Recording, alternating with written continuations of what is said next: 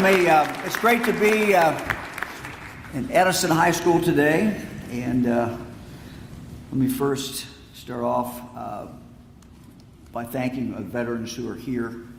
Thank you, each and every one of you, for your service. This is what Veterans Day is about. It's the opportunity for us to say thank you, the opportunity for us to remember what our veterans have done. Let me say thank you to the Scouts. Some of them were Eagles, some are aspiring Eagles. We thank them for coming out and doing the pledge and doing the color guard. Appreciate that very much. And then there's the show choir who is over here. Let's give them a hand as well. Great work.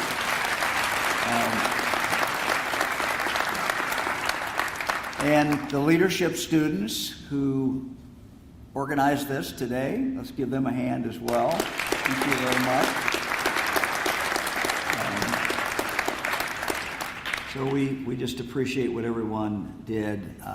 This is a lovely ceremony. My one request I would have to all the students is for them to think about who and find out who might be in their family who is a veteran. Sometimes our veterans don't talk about what they've done. They just did it. And so my guess is that some of you may know a veteran in your family. You may have a friend of the family who's a veteran.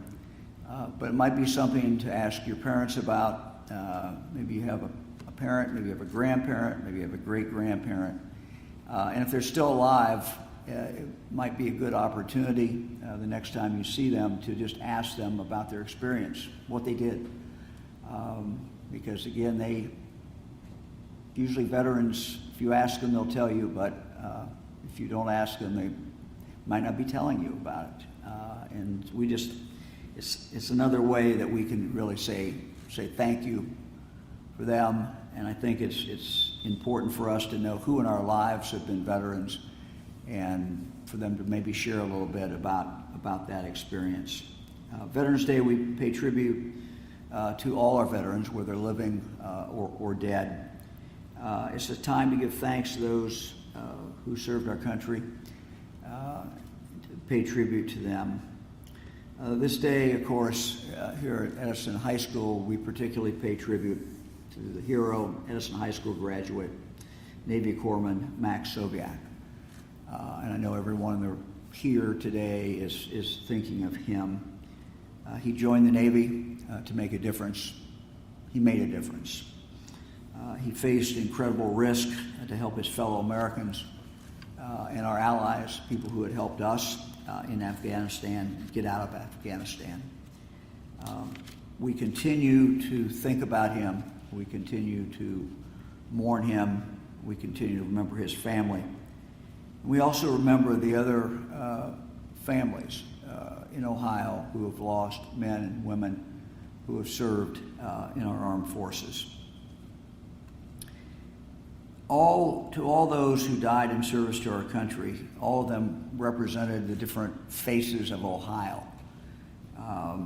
It was my privilege, honor, during the time I was in the United States Senate, to go to the funerals of men, women who had died in Afghanistan or died in Iraq. And I can tell you that they represent all of Ohio. Some came from the smallest villages in our state. Some came from the largest cities. Some came from our farms. Some were born here in the United States. Some were not. They came here later, became citizens. Some were only 18, 19, 20, 21 years of age. Others who died were older, 40, 45 years of age. Some had planned their whole life to be in the military. Some had been inspired by the tragedy of September 11th or something else in their life to volunteer and to come forward. Some of them had seen a lot of life, but many of them, their life was only just beginning. All of them shared something in common. all of them were willing to come forward. All of them were willing to make a sacrifice for the rest of us so that we could enjoy the freedom that we enjoy today.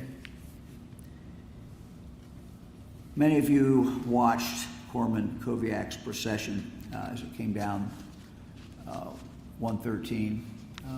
Some of you were there for the funeral that took place on the football field.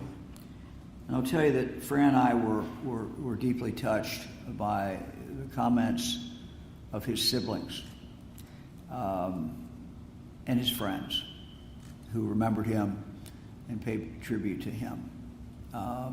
I congratulate them. It takes a lot of courage when you're grieving to go up and to talk and to tell about your loved one.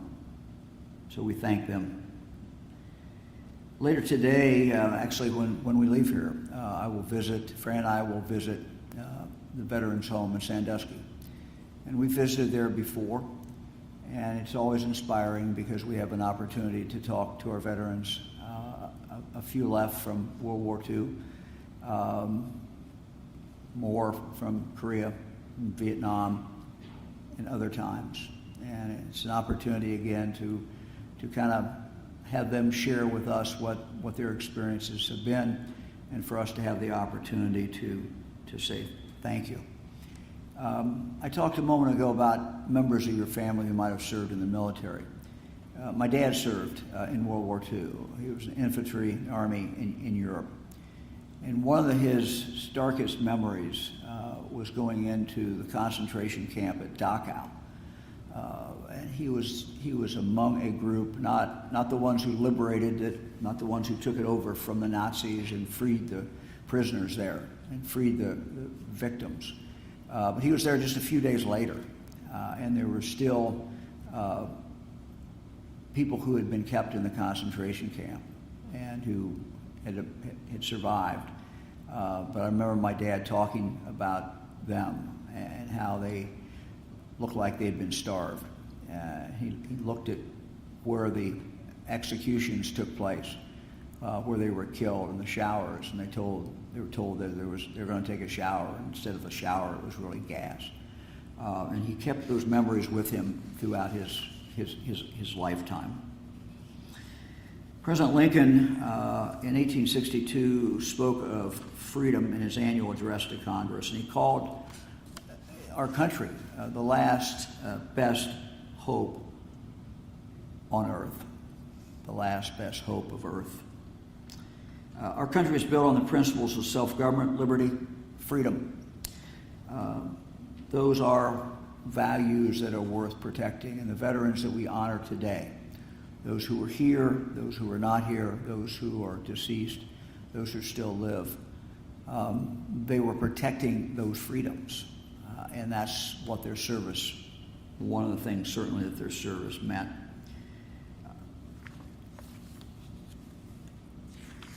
Our military members are the best, the bravest. They set the example for the rest of us. And those people who join the military do have one thing in common. As General Harris said, they swore an oath. They repeat the military oath of enlistment, military oath of office, and he has recited that for you. They must promise and adhere to that oath for their entire military careers. In the Navy, there's also a creed that sailors live by. Corpsman Soviak lived by that creed. And let me quote it. I represent the fighting spirit of the Navy and those who have gone before me to defend freedom and democracy around the world. I proudly serve my country's Navy combat team with honor, with courage, and commitment. End of quote.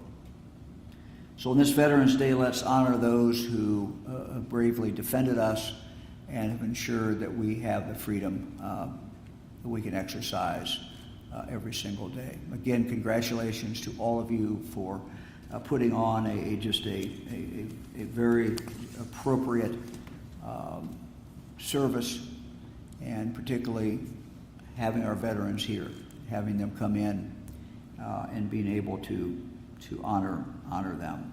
So to Mr. Goodwin, Principal, and all those who helped put this on. Thank you all very much, and thank you for inviting me and giving me the opportunity to be here today. Thank you.